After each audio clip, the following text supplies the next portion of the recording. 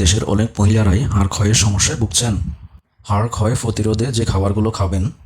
মহিলাদের হাড় ক্ষয় প্রতিরোধে, অস্টিওপোরোসিস প্রতিরোধে ক্যালসিয়াম, ভিটামিন ডি ও পর্যাপ্ত প্রোটিন গুরুত্বপূর্ণ।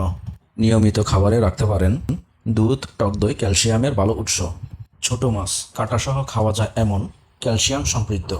ডিম প্রোটিন ও কিছু ভিটামিন ডি সমৃদ্ধ।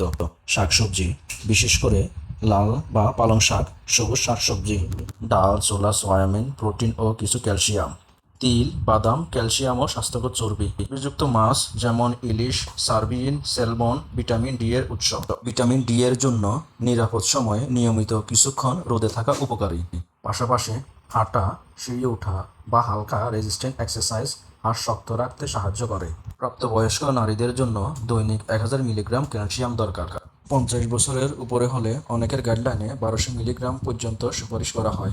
তবে ক্যালসিয়াম বা ভিটামিন ডি সাপ্লিমেন্ট নিজে থেকে শুরু না করে একজন চিকিৎসকের পরামর্শ অনুযায়ী নেওয়া ভালো।